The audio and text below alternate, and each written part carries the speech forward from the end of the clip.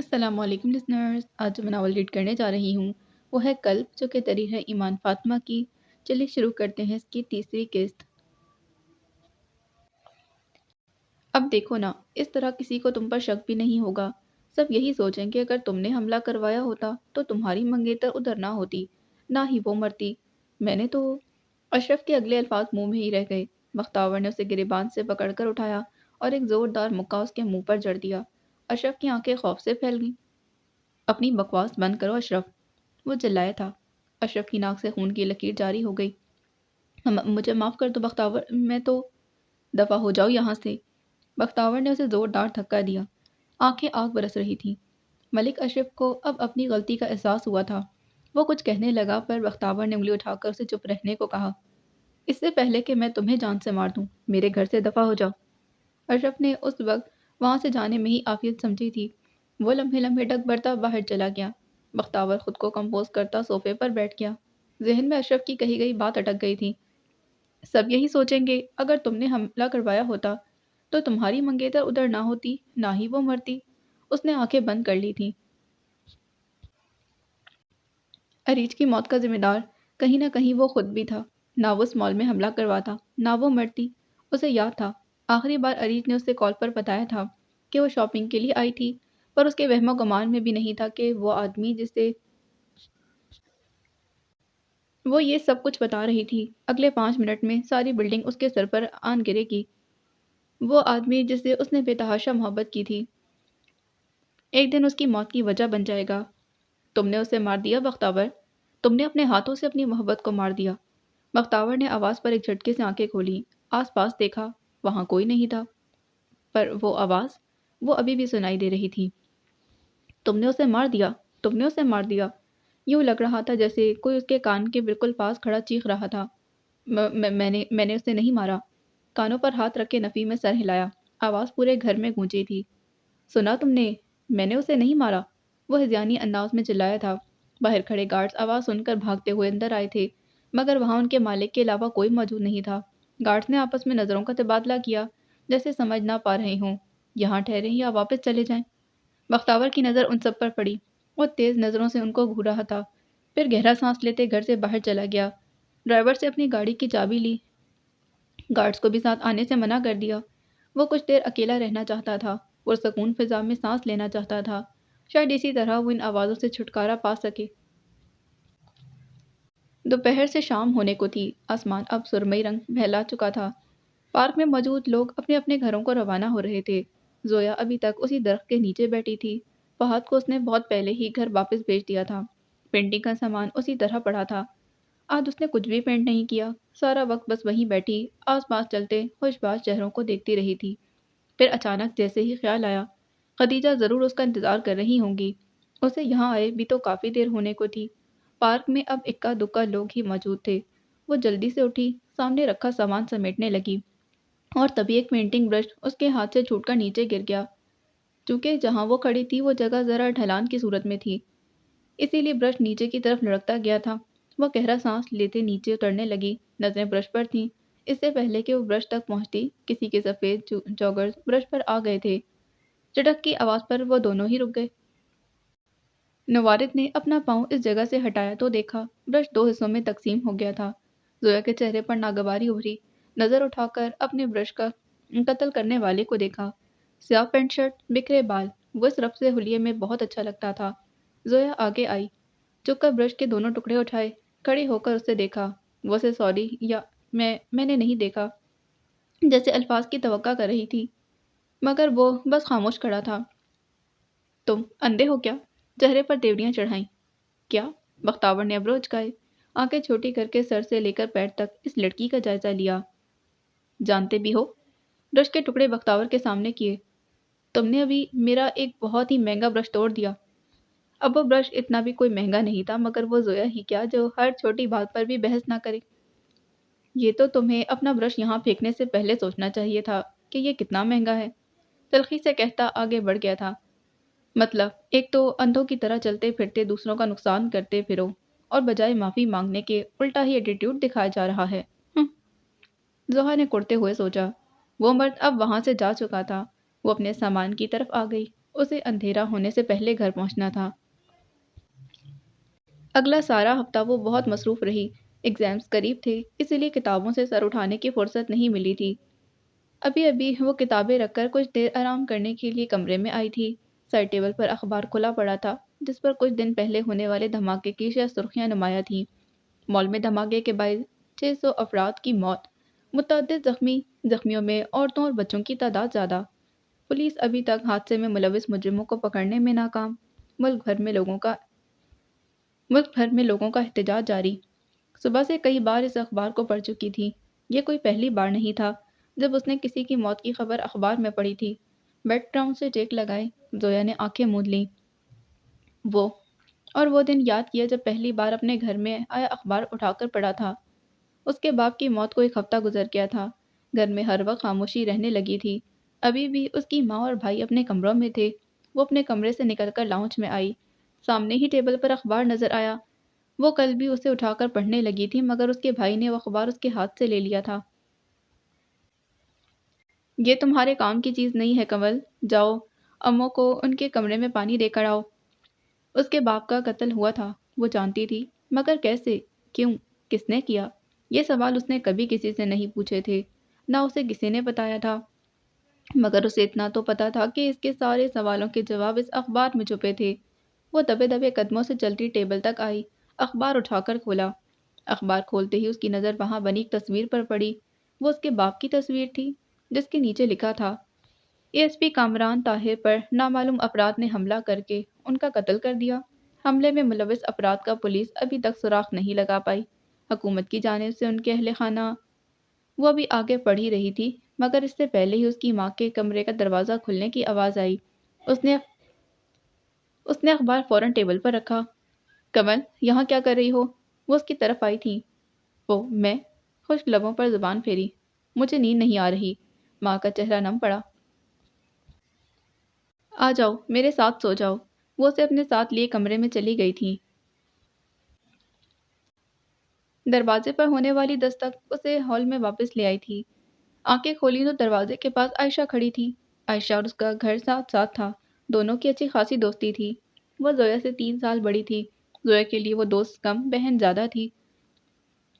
زویا اٹھ کر اسے گلے ملی، پھر اسے بیڈ پر بیٹھنے کا اشارہ کیا۔ آج کافی دنوں بعد آئی ہیں عائشہ آپی، لگتا ہے شعیب بھائی کے ساتھ کچھ زیادہ ہی دل لگ گیا ہے، جو مجھ سے بھی ملنے کا وقت نہیں۔ مسکراتے ہوئے خود بھی بیٹھ گئی تھی۔ ایسا کچھ نہیں، عائشہ نے اسے گھورا۔ ابھی 5 ماہ پہلے ہی اس کی شادی ہوئی تھی، اور اچھی بات یہ تھی کہ اس کا سسرال بھی اسی محلے میں تھا۔ تم تو جانتی ہو میری مصروفیت، صبح کورٹ جاتی ہوں، پھر واپس آ کر گھر اور سسرال کو بھی ٹائم دینا ہوتا ہے۔ زویا مسکرائی۔ ویسے اس لحاظ سے تو آپ بہت خوش قسمت ہیں۔ دیکھیں نا، شعیب بھائی نے شادی کے بعد بھی آپ کو جاب کرنے سے نہیں روکا، اور ایک سبحان ہے جیسے میری پڑھائی سے بھی مسئلہ ہے۔ عائشہ نے اس کے ہاتھ پر اپنا ہاتھ رکھا تھا۔ پتہ ہے زویا، ہمارے معاشرے میں سبحان جیسے بہت سے مرد ہیں جو خود تو پڑھے لکھے ہیں مگر لڑکیوں کی تعلیم کے خلاف ہوتے ہیں۔ ان کی چھوٹی ذہنیت میں بس یہی سوچ آتی ہے کہ لڑکیوں کو تعلیم سے زیادہ ہانڈی میں چمچ ہلانے کا طریقہ صحیح سے آتا ہو۔ زویا نے سر ہلایا۔ جس معاشرے کی لڑکیاں تعلیم یافتہ نہ ہوں، وہ معاشرہ کبھی ترقی نہیں کر سکتا۔ کہتے سر جھٹکا۔ پتہ نہیں ہمارے ہاں لوگوں کو کب عقل آئے گی، عائشہ نے افسوس سے کہا۔ ٹھیک کہہ رہی ہیں آپ۔ زویا نے بھی اس کی بات کی تائید کی۔ کچھ دیر وہ ادھر ادھر کی باتیں کرتی رہی، پھر جیسے عائشہ کو اچانک ہی کچھ یاد آیا تھا۔ اوہو، دیکھو بھلا، میں جس کام کے لیے آئی تھی وہ تو تمہیں بتانا ہی بھول گئی۔ اس نے سر پر ہاتھ مارا، اپنا پرس اٹھا کر کھنگالا، ایک سیاہ رنگ کا کارڈ نکال کر زویا کی طرف بڑھایا۔ یہ کیا ہے؟ زویا کارڈ لے کر الٹ پلٹ کر دیکھنے لگی۔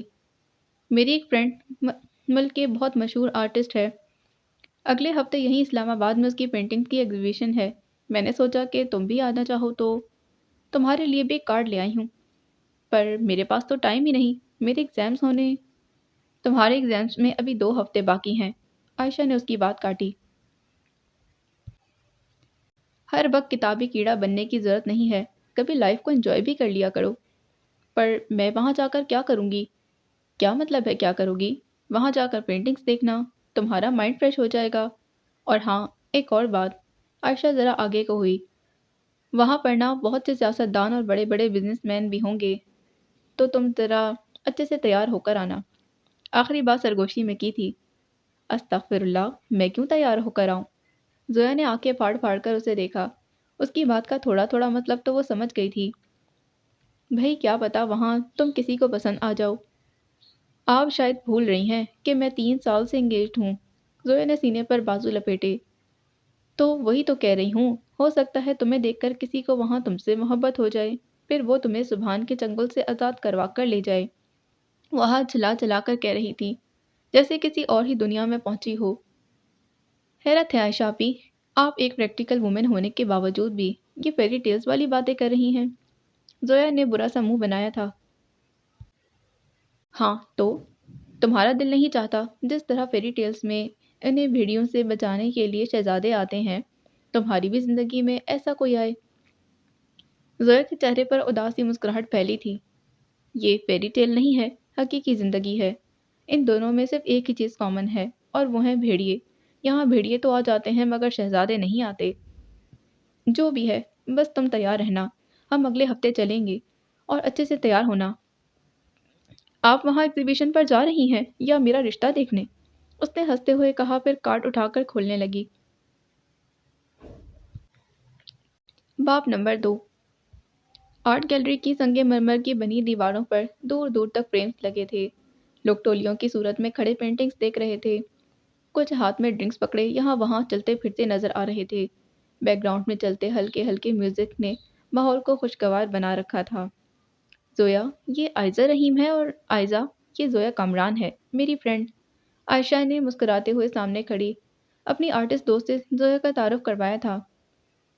मानना पड़ेगा, आपकी पेंटिंग्स तो वाकई काबिले तारीफ हैं। जोया ने खुले दिल से तारीफ की। जॉर्जेट का स्याह रंग का सूट जिसके बाजुओं और गले पर हल्का सा सिल्वर काम था, जेब तन कर रखा था। ज्वेलरी के नाम पर सिर्फ सिल्वर टॉप्स और बाएं हाथ में एक अंगूठी थी। बाल कमर पर फैला रखे थे। आयशा के सरार पर भी मेकअप नहीं किया था, फिर भी आयशा ने जबरदस्ती ही आंखों में काजल और होठों पर हल्के गुलाबी रंग की लिपस्टिक लगवा दी थी। वो बाकी लड़कियों और औरतों की तरह तैयार होकर नहीं आई थी, फिर भी उनमें से बहुत सौ से ज़्यादा हसीन लग रही थी। वो दिखने में आम लड़कियों जैसी ही थी, मगर वो आम नहीं थी। आयजा कुछ ही देर उनके पास खड़ी रही, फिर वो अपने बाकी मेहमानों की तरफ चली गई। बख्तावर उस्मान हाथ में ड्रिंक का ग्लास पकड़े एक पेंटिंग के सामने खड़ा था। इसमें स्याह रंग का घोड़ा पेंट किया गया था। वो बगौर उस पेंटिंग का जायजा ले रहा था। दफतन कोई उसकी अकब में आ खड़ा हुआ।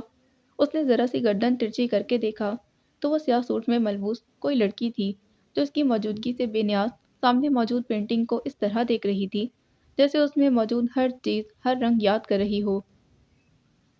इस स्याह घोड़े को इस कदर दिलचस्पी से देखने की वजह पूछ सकता हूँ? उसे मुखातिब करते पूछा। जोया ने चेहरा मोड़कर अजीब नज़रों से उसे देखा। Excuse me.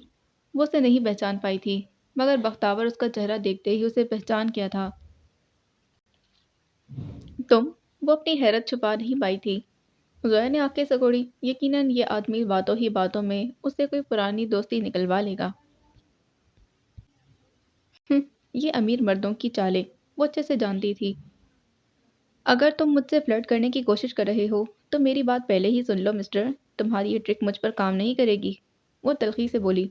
बख्तावर का कहका बेसाख्ता था। कितने ही लोगों की गर्दनें उसकी जानिब मुड़ी थीं। उनसे कुछ फासले पर खड़े अजलान और आसफ ने भी गर्दनें मोड़कर उसकी तरफ देखा। वहां से लड़की का चेहरा दिखाई नहीं दे रहा था, सिर्फ हंसता हुआ बख्तावर नजर आ रहा था। ये उसे किस बात पर इतनी हंसी आ रही है? अजलान के अकब में खड़ा आसफ बड़बड़ाया था और अगले ही लम्हे लड़की ने अपना चेहरा बख्तावर की जानिब मुड़ा। अजलान की नज़र उसके चेहरे पर पड़ी तो जैसे पलटना भूल गई। वो आज आम दिनों से बहुत मुख्तलिफ लग रही थी। ये तो जोया है। आसफ ने हैरत से उनकी तरफ देखा और जोया को देखकर हैरान नहीं हुआ, बल्कि जोया को बख्तावर के साथ देखकर हैरान हो रहा था। अजलान ने लब भींचते हुए अपनी नज़रें उस पर से हटा ली थीं। बख्तावर उस्मान लड़कियों से फ्लर्ट नहीं करता मैडम, बख्तावर ने आईब्रो उचकाते हुए कहा। वो अब हंसना बंद हो गया था। जोया के माथे पर सिलवटें उभरी। ये आवाज़ उसने पहले भी कहीं सुनी थी, पर कहाँ? उसने याद करना चाहा। वहाँ खड़ी बहुत सी लड़कियां रश्क की निगाहों से उसको देख रही थीं। तुम? जोया ने आंखें छोटी की। जहन में एकदम धमाका हुआ। तुम तो वही हो ना जिसने? जोया ने सरता पैरों से देखा। उस दिन के रफ से हुलिये के मुकाबले में आज वो ग्रे कलर के 3 पीस सूट में मलबूस था। बाल बिल्कुल नफासत से सेट कर रखे थे, कपलिंग्स, टाई, ब्रांडेड वॉच। कोई चांस ही नहीं था कि वो उसे पहली नज़र में पहचान लेती। जिसने तुम्हारा बहुत महंगा ब्रश तोड़ दिया था। बख्तावर ने उसकी बात मुकम्मल की। जोया ने कुछ कहने के लिए लब खोले। उसी पल बख्तावर का फ़ोन बजने लगा। उसने कोट की जेब से फ़ोन निकालकर कान से लगा लिया था। बोलो हैदर। वो रुका। दूसरी तरफ से कुछ कहा गया। ठीक है, मैं 10 मिनट में पहुंच जाऊंगा। कॉल काट कर फ़ोन वापस रखा। जोया अब दोबारा पेंटिंग की जानिब मुतवज्जा हो गई थी। यह आदमी ना उसे पहली मुलाकात में अच्छा लगा था और ना ही अब। बख्तावर ने एक नज़र उस लड़की को देखा, फिर एक ही लफ्ज़ कहे बिना वहाँ से चला गया था। जोया को बहुत अजीब लगा था। हाय जोया। आसफ की आवाज़ पर वो मुड़ी। वो उसके कप में खड़ा मुस्कुराकर उसे ही देख रहा था। Oh hello. उसने मुस्कुराने की सही की। तुम यहाँ आयज़ा को जानती हो?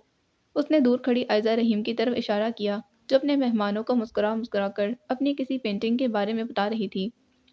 नहीं, मैं यहाँ अपनी फ्रेंड के साथ आई हूँ। वो आयज़ा को जानती है। अच्छा अच्छा। आसफ ने सर हिलाया। जोया ने बगौर उसे देखा। वो बार बार कान की लो मसल रहा था, जैसे कुछ कहना चाह रहा हो। कह दो, मैं सुन रही हूँ। जोया ने सीने पर बाजू लपेटे।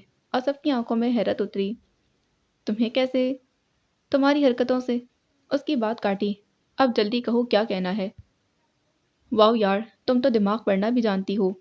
You are brilliant. अब तुम जानबूझकर मेरी झूठी तारीफ कर रहे हो ताकि मैं खुश हो जाऊं। बट बिलीव मी, तुम्हें कुछ भी कहने से पहले मेरी तारीफ करने की ज़रूरत नहीं है। ये बातें मुझ पर असर नहीं करती। आसफ ने दबान दांतों तले दबाई। You are right. चेहरे पर बड़ी सी मुस्कुराहट तारी की। एक्चुअली जोया, गला साफ किया। इससे एक आम सा सवाल पूछना इतना मुश्किल क्यों लग रहा था आखिर? तुम उसे जानती हो? अभी तो नहीं। अभी तो तुम्हें बताया है कि मेरी फ्रेंड आयज़ा को जानती है। नहीं मैं नहीं, मैं आयज़ा का नहीं पूछ रहा। मैं बख्तावर उस्मान की बात कर रहा हूँ। कौन बख्तावर उस्मान? ज़ोया के माथे पर लकीरें उभरी। वो जिससे अभी कुछ देर पहले तुम बात कर रही थी। अच्छा वो? ज़ोया ने कहा, फिर मशकूक नज़रों से आसफ का जायज़ा लिया। तुम्हें जानकर क्या करना है? ऐसे ही पूछ रहा था। आसफ गड़बड़ाया। तुम अगर नहीं बताना चाहती तो इट्स ओके।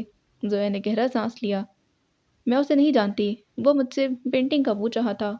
वैसे अगर मैं उसे जानती भी हूँ तो तुम्हें से क्या मसला है? वो अब आसानी से उसकी जान नहीं छोड़ने वाली थी। आसफ ने गर्दन खुंचाई।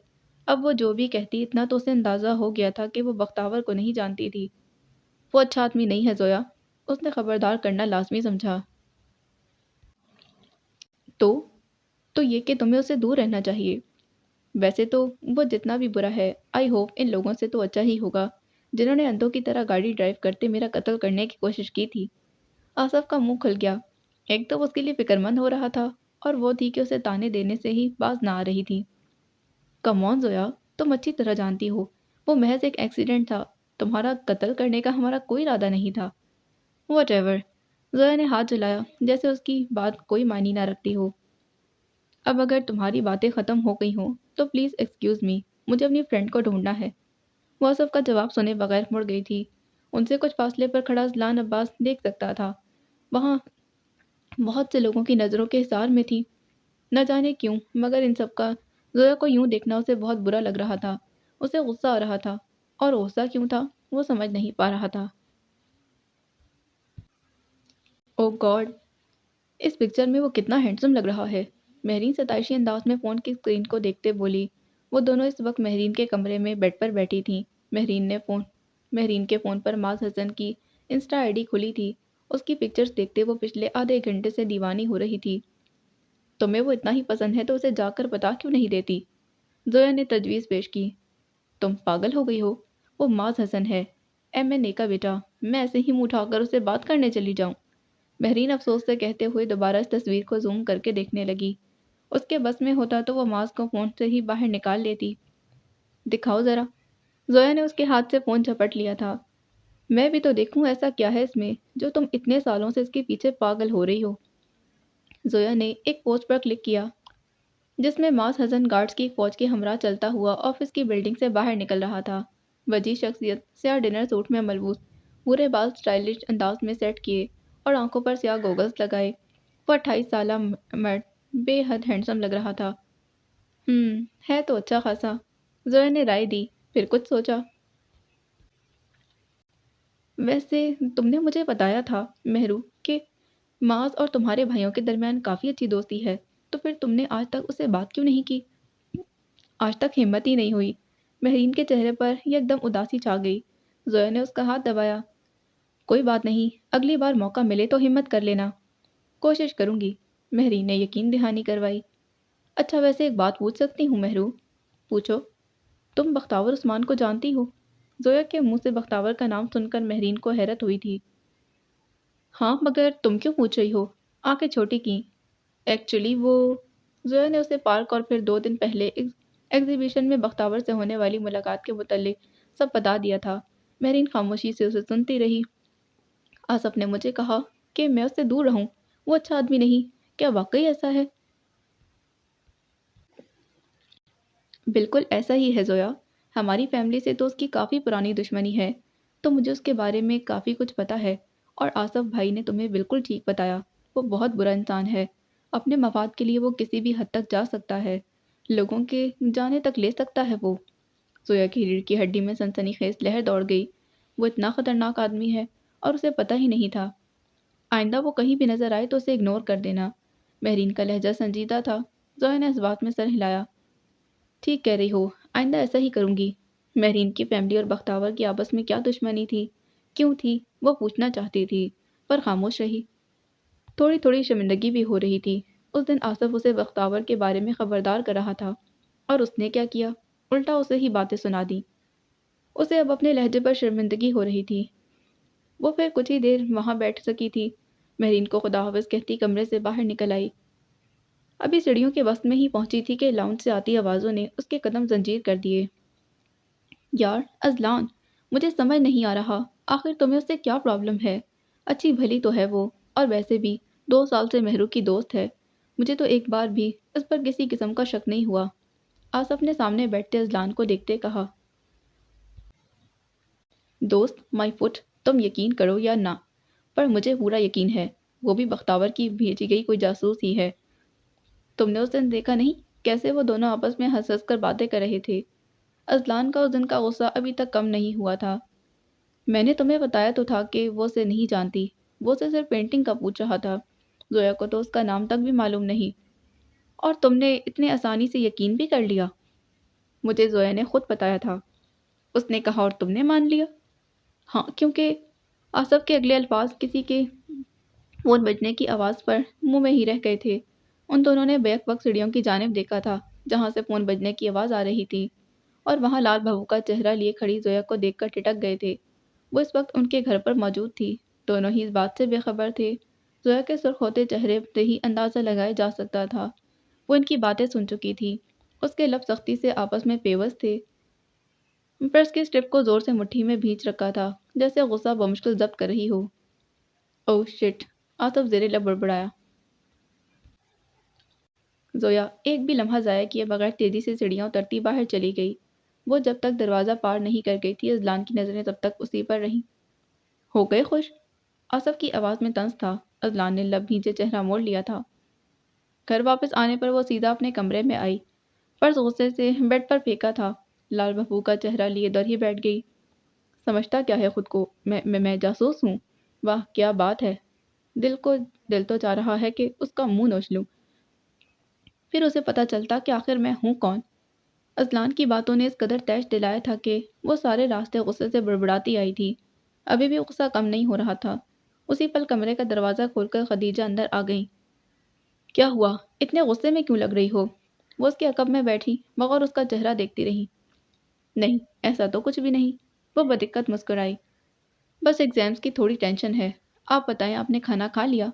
उसने मौजू बदलना चाहा। हाँ, मैंने खा लिया।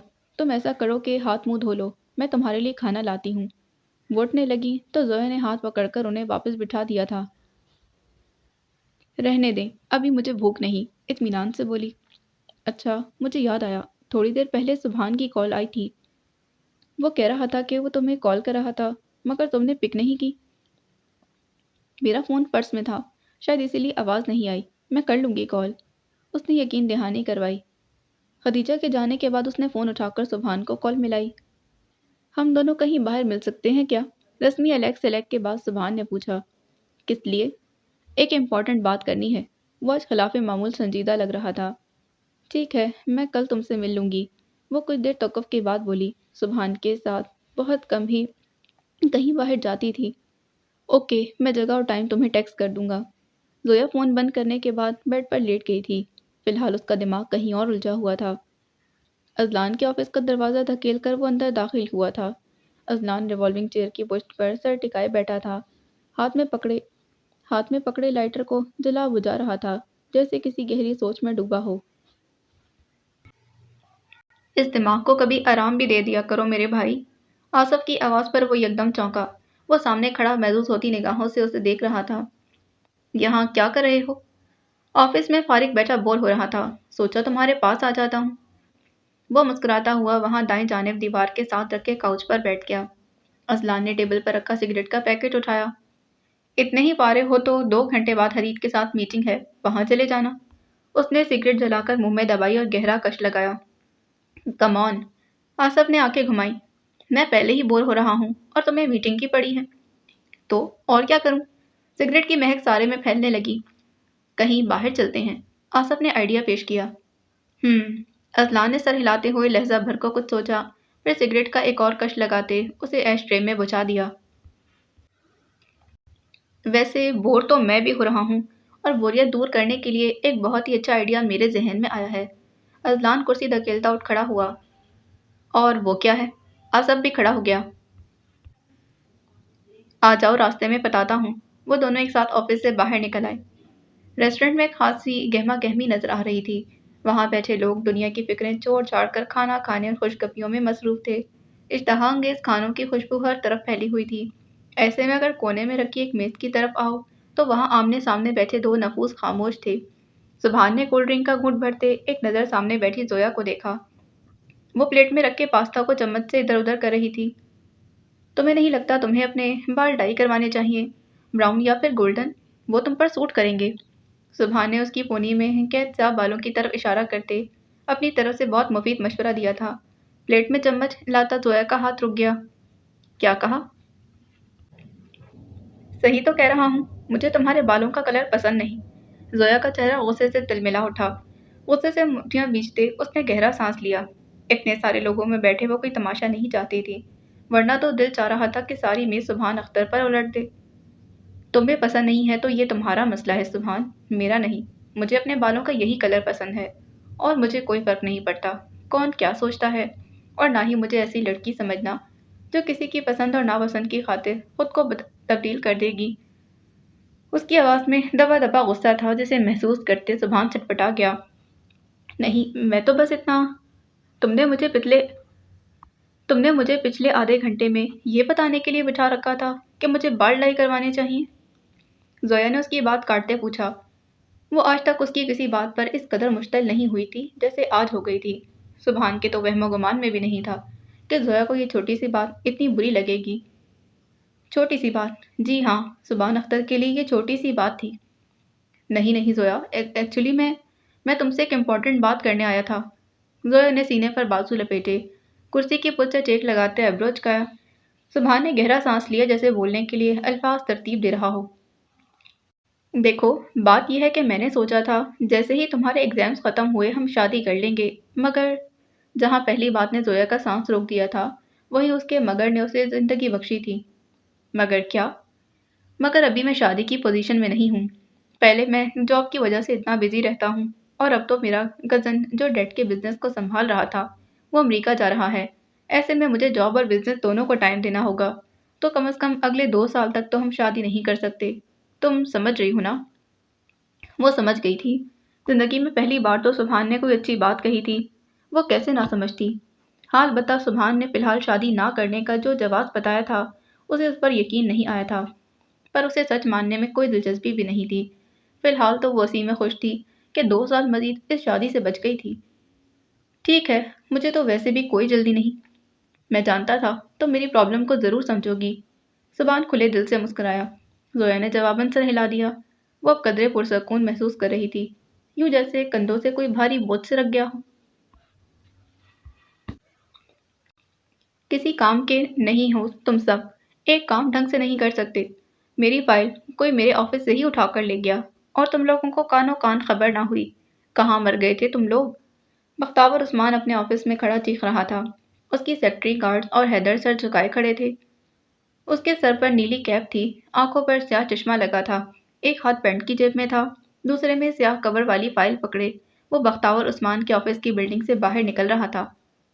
باس، میں کچھ دیر پہلے تک تو باہر ہی موجود تھا، کسی مشکوک آدمی کو میں نے یہاں آتے نہیں دیکھا، اور سی سی ٹی وی فوٹیج میں بھی آپ نے دیکھا ہی ہے، کوئی آپ کے آفس میں نہیں آیا۔ حیدر نے ٹیبل پر پڑے لیپ ٹاپ کی جانب اشارہ کیا جہاں بختیار کے آفس کے باہر کچھ دیر پہلے والی فوٹیج دکھائی دے رہی تھی۔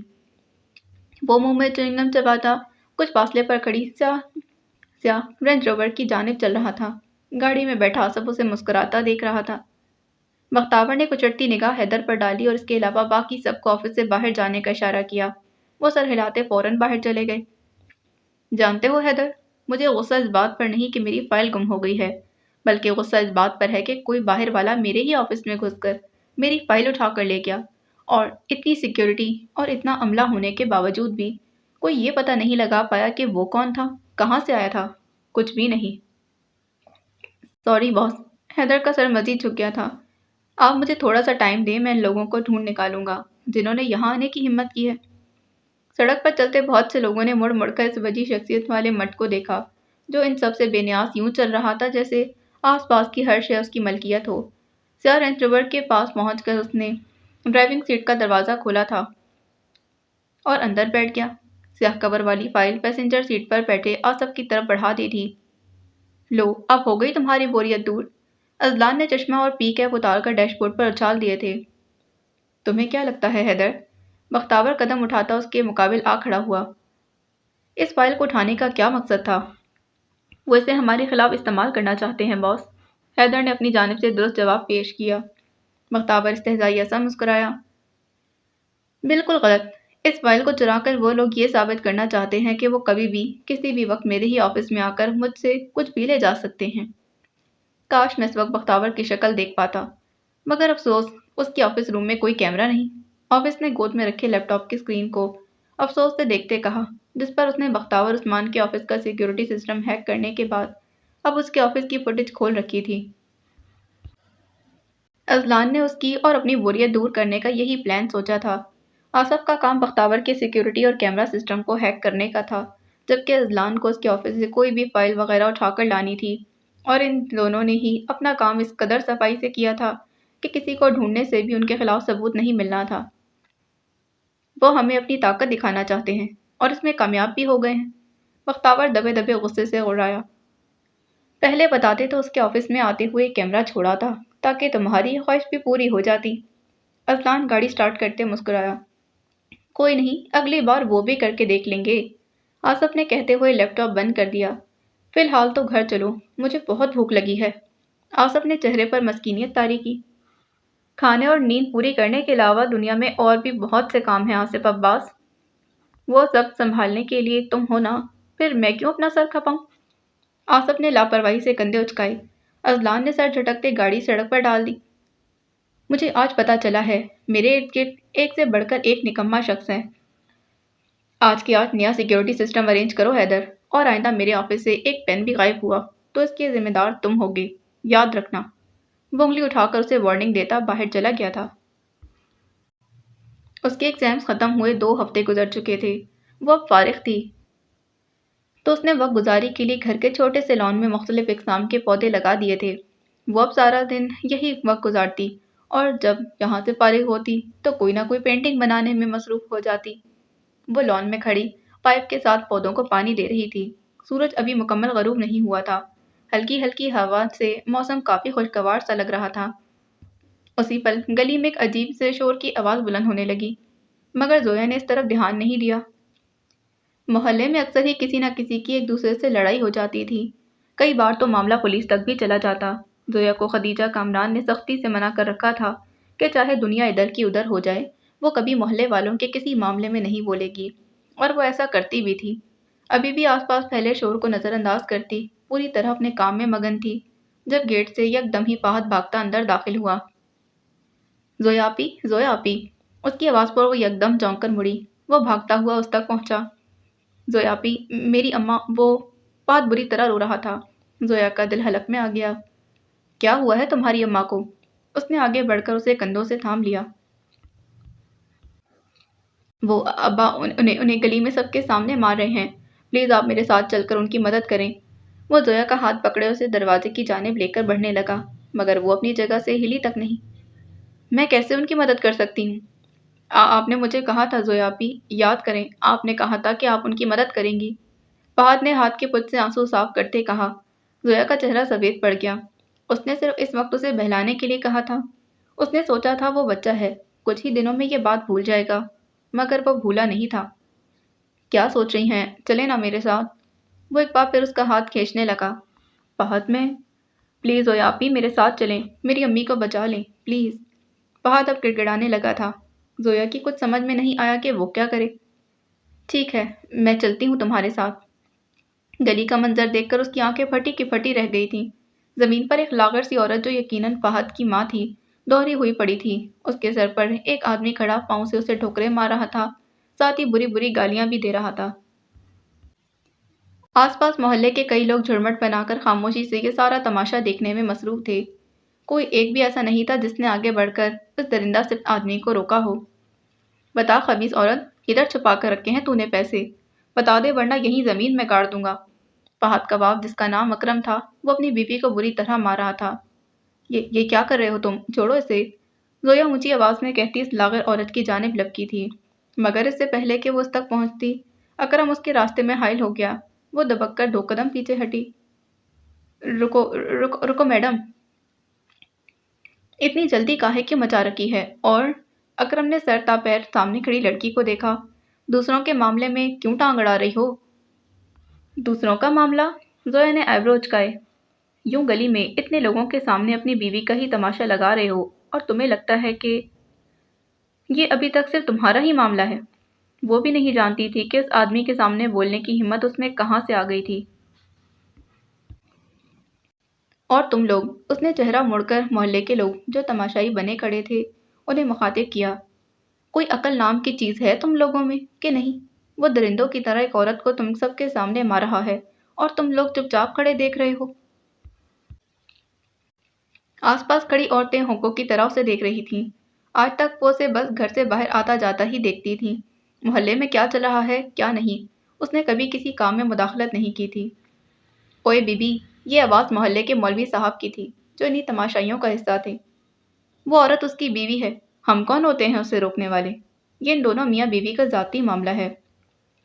اب حیران ہونے کی باری زویا کی تھی۔ وہ شل کھڑی سفید داڑھی والے مولوی صاحب کو دیکھ رہی تھی، پھر اس کی نظریں فہد کی ماں تک گئیں۔ وہ نیچے پڑی درد سے کرا رہی تھی اور فہد اس سے لپٹ کر بری طرح رو رہا تھا۔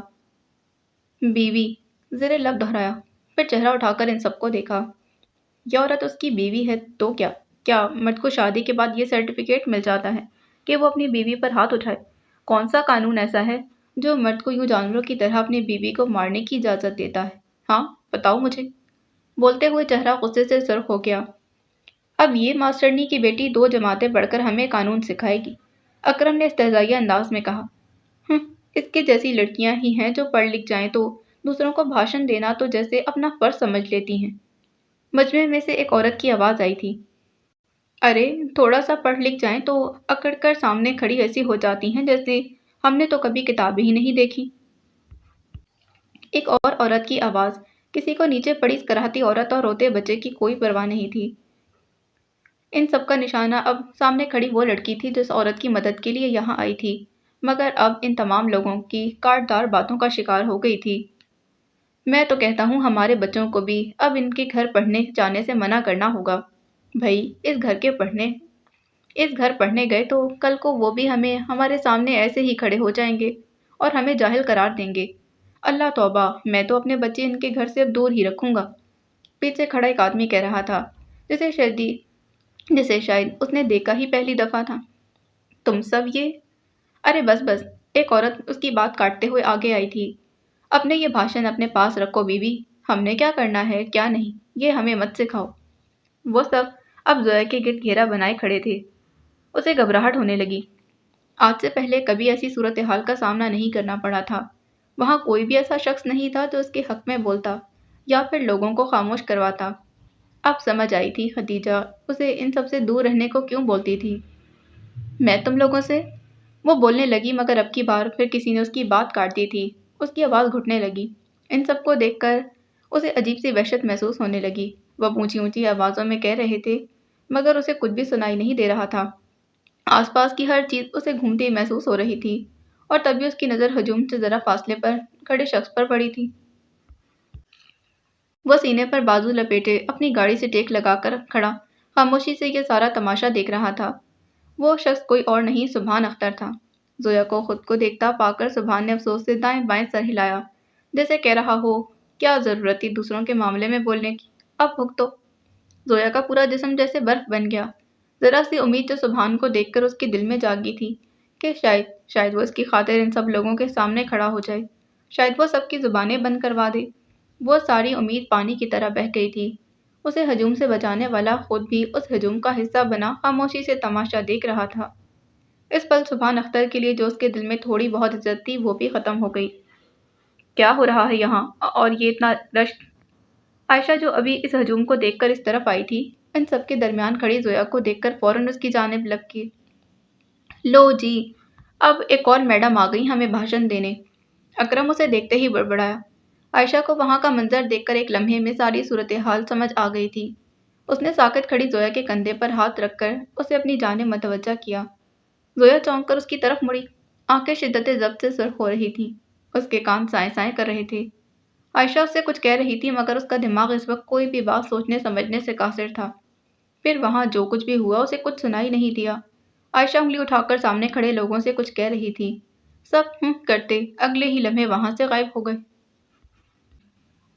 فہد کی ماں کو بھی عورت نے سہارا دے کر اٹھایا اور اسے اس کے گھر لے گئی تھی۔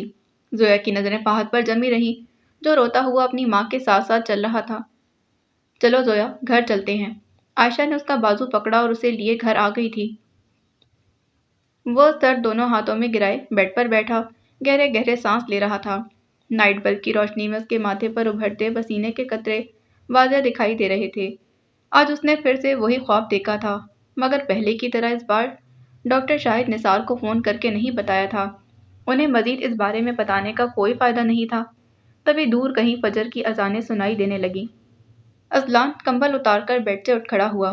کچھ ہی دیر بعد وہ وضو کر کے باتھ روم سے باہر نکلتا دکھائی دیا۔ سیاہ شلوار قمیض میں ملبوس اس وقت اس کے چہرے اور کونیوں سے وضو کے باعث پانی کے قطرے ٹپک رہے تھے۔ پورے بال بھی ذرا گیلے ہو کر ماتھے سے چپکے تھے۔ وہ قمیض کی آستینوں کو کونیوں سے نیچے لے جا کر سیدھا کرتا کمرے سے باہر نکل گیا تھا۔ وہ گھر سے باہر نکلا تو قدم مسجد کی جانب بڑھا دیے۔ باہر ہر سو اندھیرا پھیلا تھا۔ رات کے اس پہر وہ ساری گلی سنسان پڑی تھی۔ سب خواب غفلت کے مزے لوٹ رہے تھے۔ صرف ایک اذلان عباس تھا جو وہاں چلتا دکھائی دے رہا تھا۔